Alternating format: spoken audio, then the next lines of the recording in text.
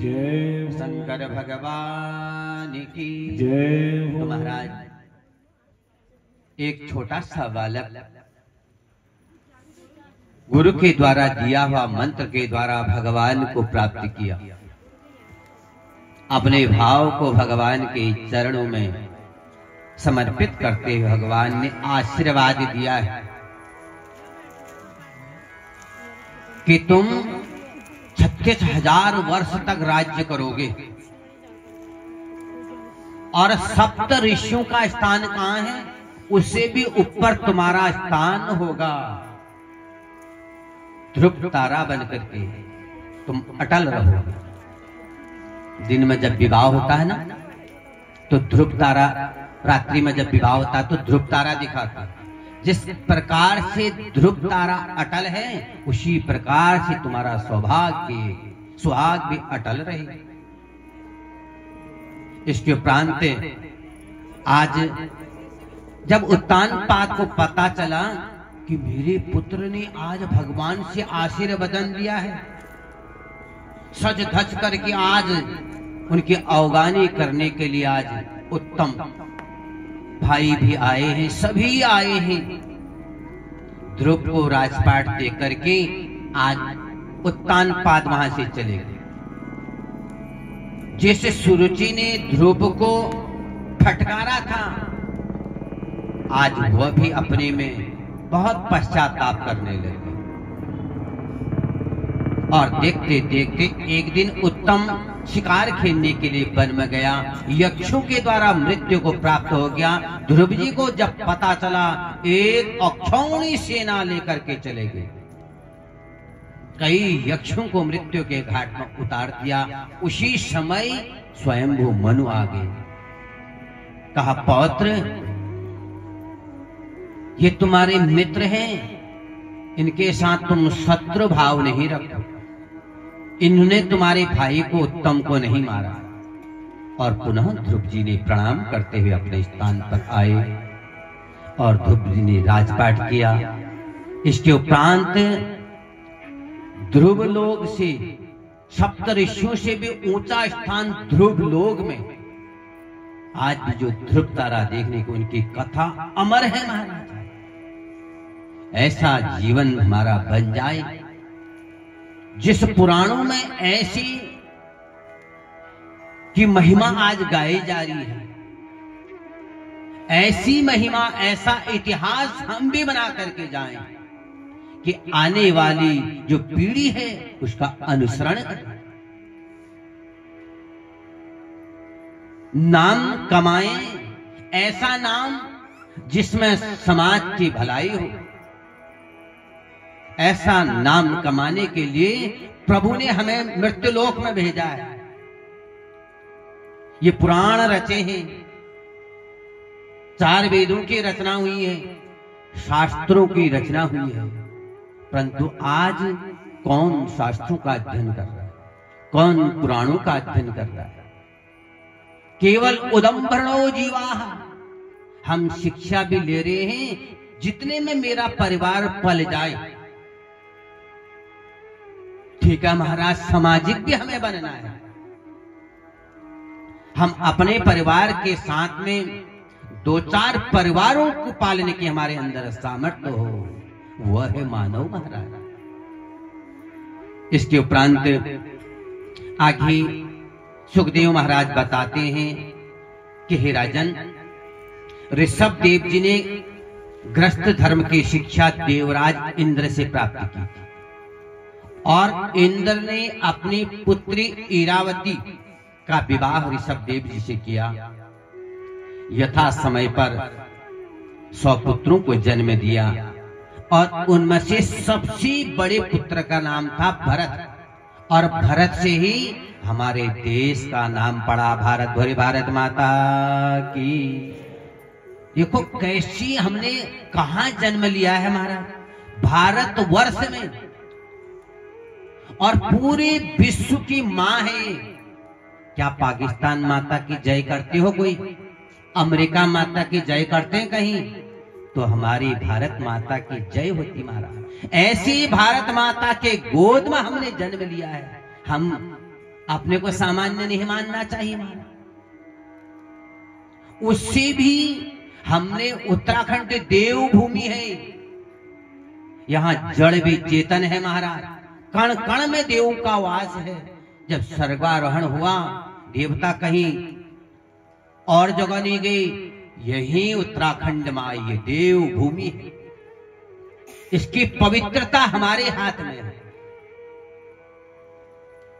आज बाहर के लोग आ रहे हैं, कितना यहां सुकून है महाराज, कितनी यहां शांति है, कितना दया का भाव है। आप दिल्ली चले जाइए तो तड़ाका से बोला जाता हुआ, किसी के अंदर दया नहीं है। हमारे यहाँ 4 लोग गाड़ी में बैठते हैं, कोई माता खड़ी है तो बैठने का आसन दिया जाता है उन्हें। यह है देवभूमि, यहां देववाणी है महाराज। ऐसी हमने देवभूमि में जन्म लिया है और हम अपने को भूल गए। और ऐसे ही आज भरत जी ने, ऋषभदेव जी ने, जो 100 पुत्र में सबसे भरत, और भरत से ही भारत का नाम विख्यात हो गया। आगे भरत के से छोटे कुशावर्त, इलावर्त आदि पुत्र हुए और 9 पुत्र भागवत धर्म का प्रचार करते हुए क्रमशः ऋषभदेव जी ने सभी पुत्रों को समझाया।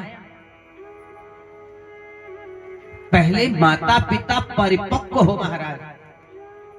हमारे धर्म ग्रंथ क्या कहते हैं, हमने कौन से धर्म में जन्म लिया है, हमारी मर्यादाएं क्या हैं। आज लोगों से गोत्र पूछा जाता है तो एक कानाफूसी होती है। हम कौन से ऋषि की संतान है हमें यही पता नहीं है। तो इसमें जिज्ञासु हमें होना पड़ेगा महाराज।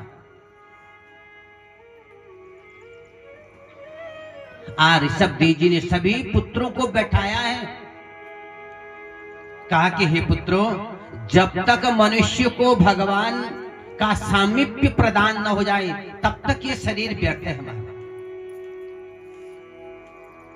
और कहा कि इस संसार रूपी सागर से पार होने के लिए पहले, सबसे पहले धैर्य को, देवी भागवत में वर्णन आता है ना, जब वेद व्यास भगवान ने कहा कि मुझे पुत्र की इच्छा है, पुत्रेषणा जागी है। और कैसा पुत्र कि जिसको धैर्य जिसने धारण किया हो। कैसा धैर्य? पृथ्वी का जैसा धैर्य। देखो महाराज, आप पुण्यावचन सुन रहे ना हमारे यजमान जी नित्य, कि हम 7वां वचन करें कि भो देवा भो ब्राह्मण यजमान गृहे शांतिम भवंतो ब्रुवंतु।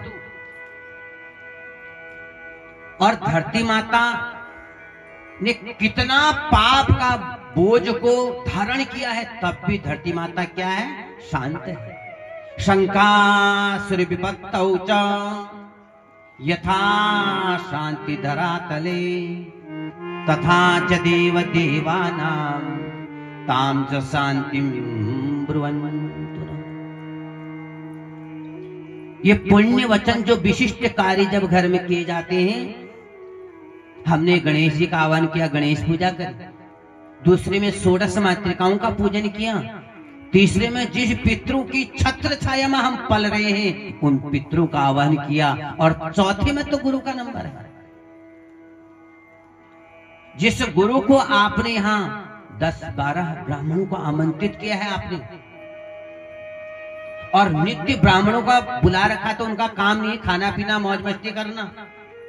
जिस कार्य के लिए जो संकल्प यजमान का है, वह संकल्प को पूर्ण करने के लिए हमने अपने तन और मन के साथ में, उसको लगन और मनन के साथ में जहां जो कार्य किया जाता है उसमें यथा समय पर सिद्धि आती है। उसको कहते हैं पुण्यावचन। अब 7 वचन तो सुनाने का समय नहीं है अभी, तो 7वां वचन है कि शंकासुर विपत्तौ च। ये धरातल शंकासुर नाम का दैत्य है, उसको कभी 6 महीने, वर्ष में, 10 वर्ष में एक बार विपदा आती है। और कैसी विपदा? आंख की पलक झपकती है ना, इतना वह एक बार पलटना चाहता है और पलटते ही पूरी पृथ्वी को हिला देता है, जिसे हम कहते हैं कि आज भूकंप आ गया। तो शंकासुर नाम का दैत्य है, और ऐसे दैत्य जब एक बार पलटता है पूरी पृथ्वी को हिला देता है। तब भी पृथ्वी माता क्या है? शांत है ना। तो कहां शांति? हम नित्य पाठ कर रहे हैं कि द्यौः शांतिरान्तरिक्षगुं शांति ही पृथ्वी शांतिरापः शांतिरोषधयः शांति ही वनस्पतयः। यही शांति नहीं, अशांति देवताओं में भी है महाराज। द्यौः शांति, द्यौलोक में भी शांति हो, अंतरिक्ष में भी शांति हो। वनस्पतियां ना सुंदर फल आए हैं, सुंदर सब्जियां बाजार में आई हैं, इनके अंदर जहर भरा है। जब तक ये प्रभु को भोग न लगाए जाए कि त्वदीयं मस्तु गोविंद तुभ्यमेव समर्पे, इसको खाने से हम शरीर पुष्ट होगा, वह स्वाभाविक है, परंतु रोग भी जरूर घेरेंगे।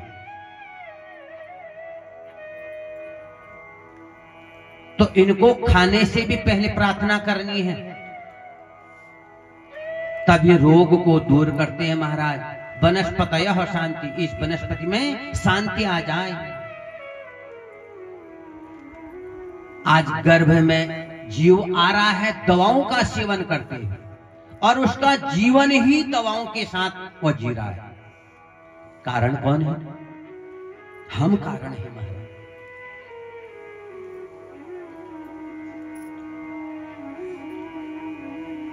आज पृथ्वी पर इतना पाप का बोझ बढ़ा है, इतने पेड़ कट रहे हैं, इतने पाप पृथ्वी पर हो रहे हैं, तब भी पृथ्वी माता क्या है? शांत। और कौन कह रहे हैं? वेदव्यास भगवान देवी भागवत में, मुझे ऐसा पुत्र चाहिए जिसने पृथ्वी का जैसा धैर्य को धारण किया है। महाराज गृहस्थाश्रम सबसे बड़ा आश्रम है, उस आश्रम को तो पहचानो। पहले सभी गृहस्थ में आ गए, हम भी गृहस्थ में आ गए। गृहस्थ के क्या क्या नियम हैं, उन्हें नियमों को अगर हम भली भांति जाने, वो इसमें मिलेंगे भागवत जी में। और कहा कि आकाश का जैसा व्यापक पुत्र चाहिए मुझे, और अग्नि का जैसा तेज। एक क्षण अग्नि में अंगुली लगा के देखो, और जल की तरह पवित्र। ऐसा अगर मुझे पुत्र है, वही पुत्र आए जीवन में। श्रीमद् भागवत में कुछ, शिव महापुराण में कुछ अलग ही है, अपने अपने व्याख्या विद्वानों ने की है। और आज ऋषभ देव जी ने सभी को समझाया, अपने पुत्रों को, भरत जी आदि जो 100 पुत्र थे, कहा कि जब तक वासुदेव को प्राप्त न कर ले तब तक ये शरीर व्यर्थ है महाराज। खाना पीना मौज मस्ती करना ये तो पशु का काम भी है। पशु और मानव में कितना अंतर है ये भागवत जी हमें सिखाते हैं। इसीलिए पशु के लिए पुराण नहीं बनाए, ये मानव के लिए पुराण बनाए हैं। जब समय मिले गुरुमुख से या स्वयं इसका अध्ययन हम करें, इससे हमें एक मार्ग मिलता है। और ये मार्ग जब मिल गया, इसमें हमारा ही उद्धार नहीं होता है। जो हमारे सका संबंधी इस संसार को छोड़ करके चले गए, आज वो भी उत्तम गति को, वैकुंठ लोक को, गोलोक धाम को जाते हैं और अपने वंशी ऊपर सदा छत्र छाया करते हैं। और हमारा कल्याण तो होता ही है, और आने वाली पीढ़ी वो भी धर्म मार्ग को, धर्म के 4 चरण है महाराज। कल आपने कथा सुनी ना, जब कली ने 3 चरण काट दिए थे, धर्म रूपी बैल, पृथ्वी रूपी गौ, एक चरण में आज टिके हैं। फिर राजा उस दिन अगर उनको दंड दया नहीं आती तो आज कली को देखने को ही मिलता। राजा ने 5 स्थान दे दिए, और राजा के ऊपर ही हावी हो गई कली। और कलयुग में जो महिमा बताएगी कलौ केशव कीर्तना। कुछ मत करो महाराज, सच्ची मन से प्रभु को पुकार दो और प्रभु अवश्य में सुनता है। ऋषभदेव जी आज वन में चले गए और एक दिन बांस आपस में रगड़े और अग्नि प्रकट हो गई और ऋषभदेव जी ने अपना शरीर त्याग कर दिया। सुखदेव जी बता रहे हैं कि पृथ्वी की रक्षा के लिए, कि अपनी रक्षा के लिए नहीं, हमारा जन्म हुआ है इस पृथ्वी की, समाज की, इस देश की रक्षा के लिए। हमने जीना है देश की रक्षा के लिए, अपने लिए नहीं जीना है। हमारा जिस भारतवर्ष में हमने जन्म लिया है उस भारत की सेवा न कर पाए तो हमने कुछ नहीं किया जीवन। और आज ऋषभदेव जी ने संकल्प मात्र से, मेरा पुत्र आज इस भारत की रक्षा करेगा और भरत को राजपाट पर नियुक्त कर दिया। विश्वरूप की पुत्री पंचजनी से, जरा संक्षिप्त में आप लोग ने कथाएं बहुत सुनी होंगी, आप लोग कहोगे कि शॉर्ट कर रहे हैं, तो महाराज को समय भाव भी है। आज 3:30 बजे हमको दिया है, 3:30 बजने वाले ही हैं, नहीं तो 5 घंटा तो कम से कम का था। हमारा भागवत जी तो ऐसे हैं, इन भागवत जी को 5 घंटा भी अगर हम वाचें वो भी कम है महाराज। और फिर हमारे जो पूज्य अंदर इसका मूल पाठ का इसका महत्व है, जो हमारे पूज्य वहां अंदर मूल पाठ कर रहे हैं, इसी का महत्व है। कथा को तो कोई भी पूर्ण नहीं कर सकता। कथा तो एक समाज को शिक्षा देने के लिए, और जिस घर में 18,000 12 स्कंद जैसे लोग हैं, 12 स्कंद हैं, 18,000 से लोग जो 7 दिन में पूर्ण हो जाए, वो घर में महाराज कली तो वास कर ही नहीं सकता, वो घर भगवानमय बन जाता है। और आज पंचजनी, विश्वरूप की पुत्री पंचजनी से भरत जी का विवाह हुआ और यथा समय पर सुमति, राष्ट्रभक्त, सुदर्शन, आवरण आदि पुत्रों को जन्म दिया। और जब भरत जी कोई भी देव कार्य करते, उसका जो फल मिलता उस फल को वासुदेव को ही अर्पण करता। इससे कर्मों की सिद्धि होती है। जो भी हमें फल मिले वह भगवान को अर्पण ये भरत जी करते थे। इससे जो है कर्मों की सिद्धि हो जाती है। और देखते देखते आज वंश परंपरागत कि अपने पुत्र जब योग्य हो जाता है तो घर का त्याग कर देना चाहिए। घर अर्थात जिस घर को हमने आज तक अपने मन में रखा है उस घर में रहना पाप नहीं है, घर को मन में रखना पाप है। जब हमने पुत्र को जन्म दे दिया, पुत्री को जन्म दे दिया, उसको पढ़ा लिखा दिया, उसको गंतव्य मार्ग तक राजपाट उसको हवाले कर दिया, तो फिर हम घर में ही रहें, घर को ही मंदिर माने। जो भी पुत्र के द्वारा मिले प्रेम पूर्वक प्रसाद समझ के उसको ग्रहण करें और अपना शेष जीवन भगवान को ही अर्पण करें। आज पुत्रों को राजपाट दिया और वहां से निकल गए कहां? हरिद्वार। हरिद्वार पुलहा आश्रम में गए और वहां से एक दिन सोचा कि तीर्थ यात्रा, आज तो मौज मस्ती के लिए तीर्थ यात्रा हो। पहले से 60 पार करने के उपरांत तीर्थ यात्रा, और यात्रा जो गया कोई पुण्यवान धर्मवान होता कि वो वापस आता।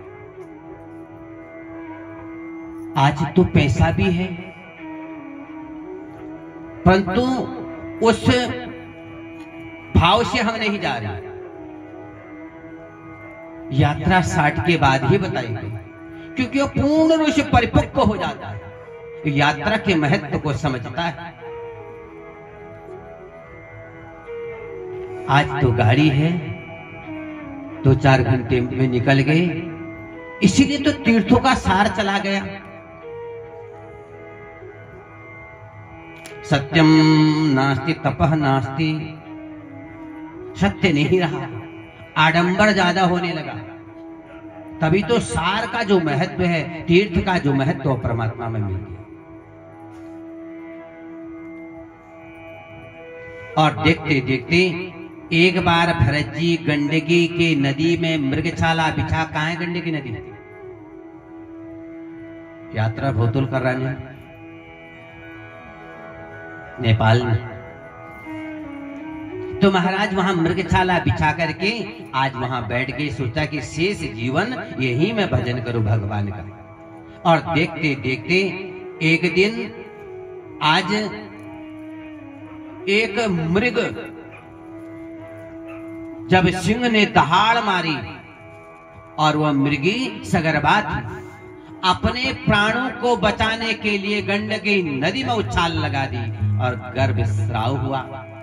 और हिरणी का बच्चा, भरत जी माला फेर रहे हैं, धीरे धीरे ध्यान गया, अरे इस जीव को मुझे बचाना है, और गंडकी नदी में कूद गए, उस मृग के बच्चे को लाए अपने आश्रम में। धीरे धीरे आसक्तियां बढ़ गई, किसी की सेवा करना अच्छी बात है, उस पर आसक्त हो जाना ये गलत बात है।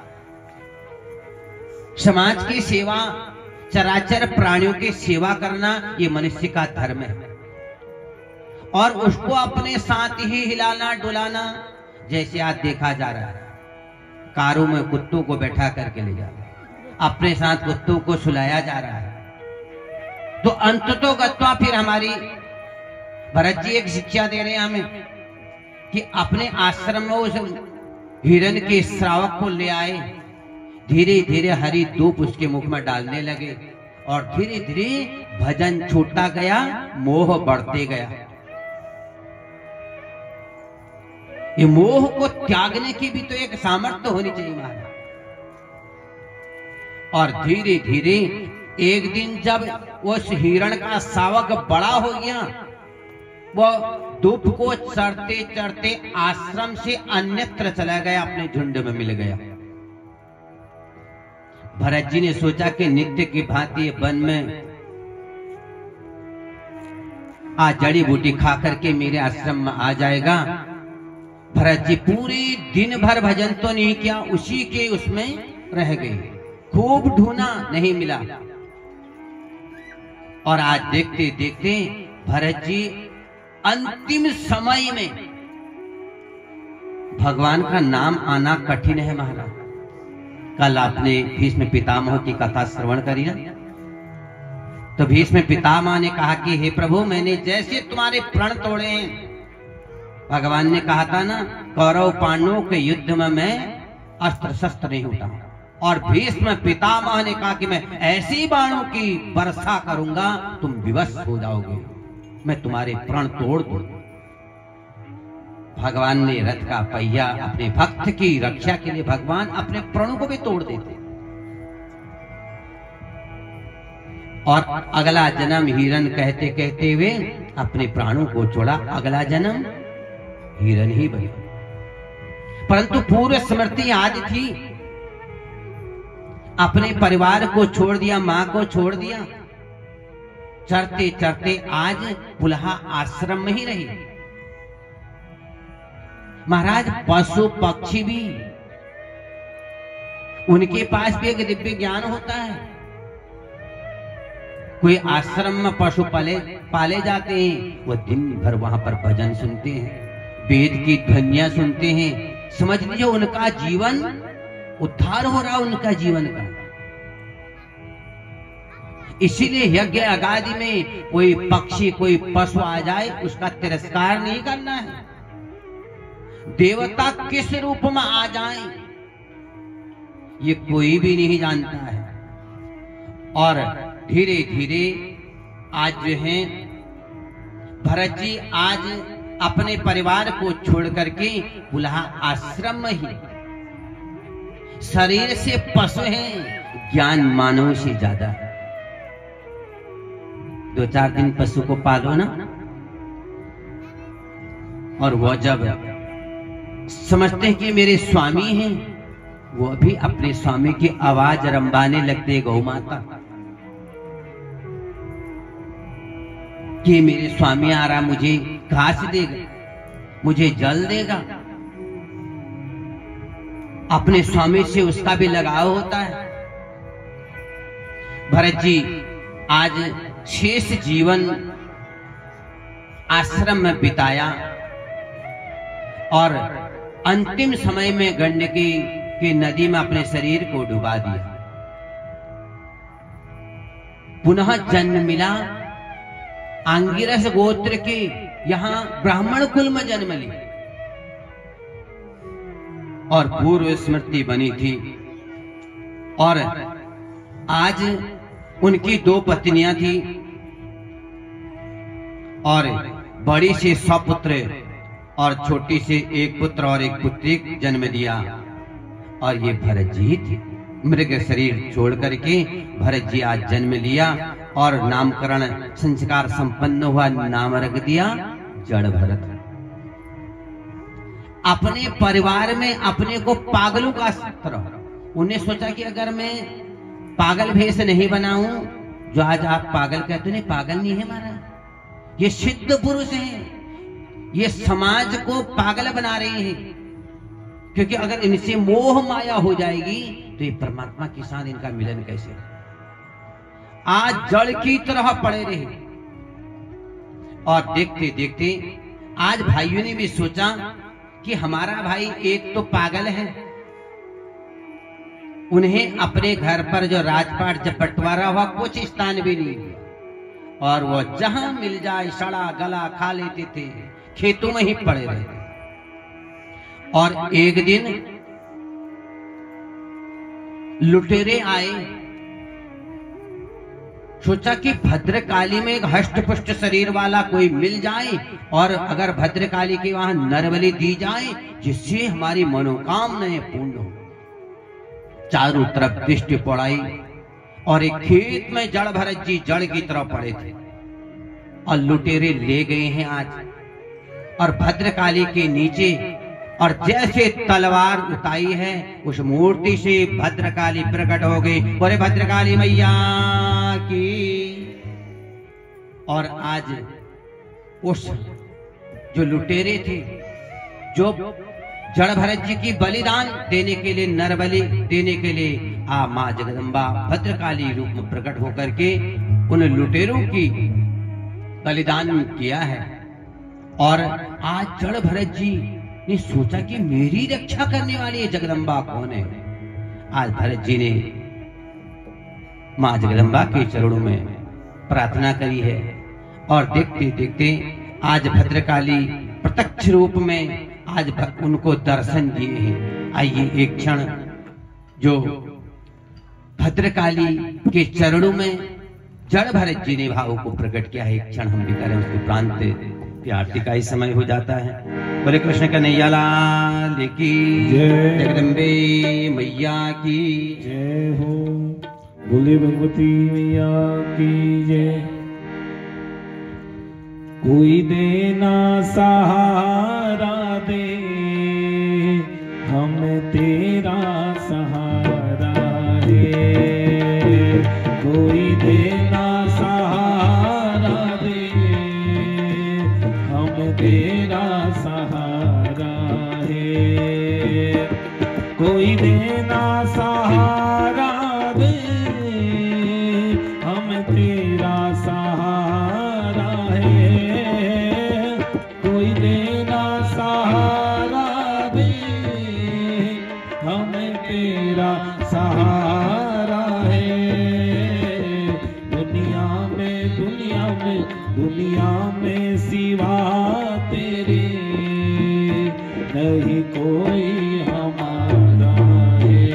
ओ दुनिया में सिवा तेरे नहीं कोई हमारा है।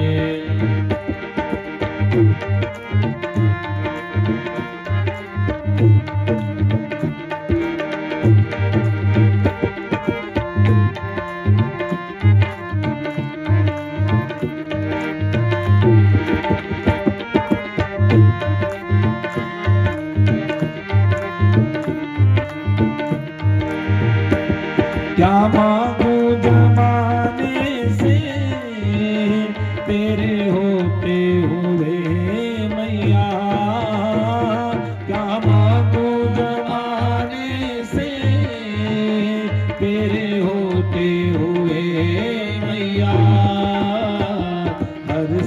दुख में मैया, हर सुख दुख में मैया, हमने तुमको पुकारा है।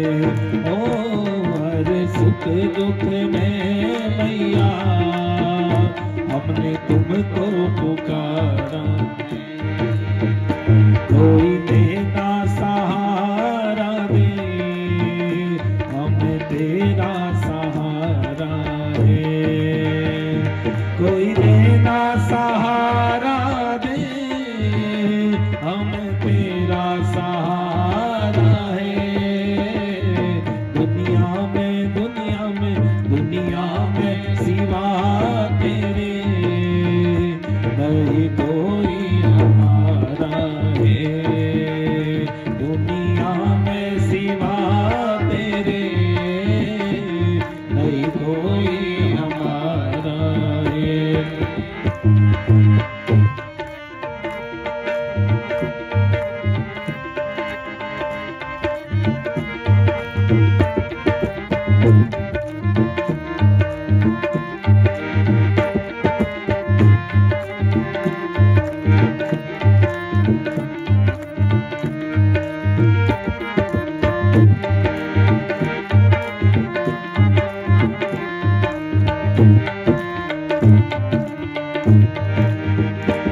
मेरे जीवन की नैया माँ तेरे हवाले है।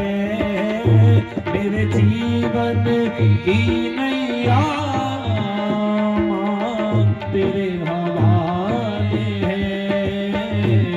तूफान है बहुत भारी, तूफान है बहुत भारी, बड़ी डूब किनारा है।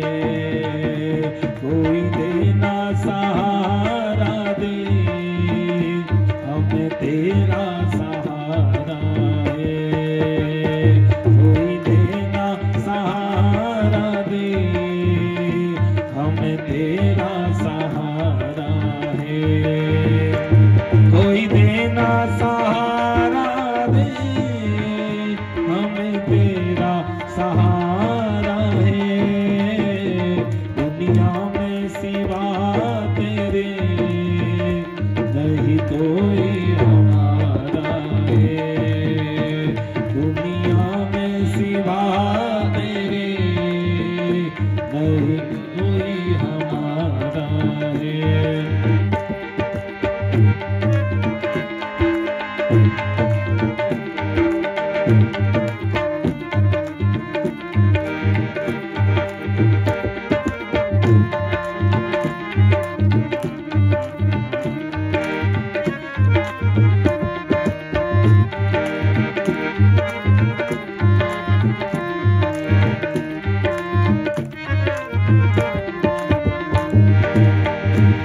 तेरे नाम पे जीना है, तेरे नाम पे मरना है।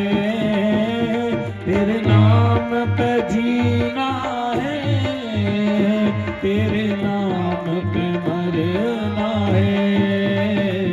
मेरा रोम रोम मैया, मेरा रोम रोम मैया, सब कुछ तो तुम्हारा है।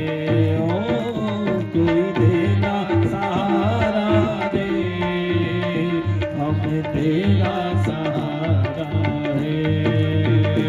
कोई देना सहारा दे, हम तेरा सहारा है। कोई देना सहारा दे, हम तेरा सहारा है। कोई देना सहारा दे, हम तेरा सहारा है। दुनिया में दुनिया में दुनिया में सिवा तेरे नहीं कोई हमारा है। दुनिया में सिवा तेरे नहीं कोई हमारा है। नहीं कोई हमारा है, नहीं कोई हमारा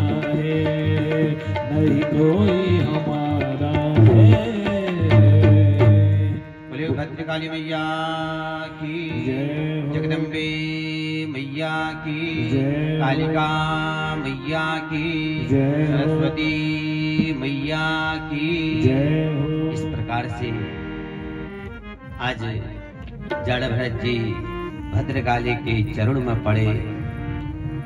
कहा कि सहारा भी हम लें तो संसार का सहारा। संसार तो स्वार्थी है हमारा, केवल अपना स्वार्थ सिद्ध करने के लिए समाज जुड़ा। जो सदा साथ देते आए हैं, जो दे रहे हैं, जो आगे भी देंगे, ऐसों का अगर जीवन में सहारा मिल जाए तो फिर वह पूरा जीवन को नैया को पार लगा। तो भद्रकाली ने दर्शन दिए हैं।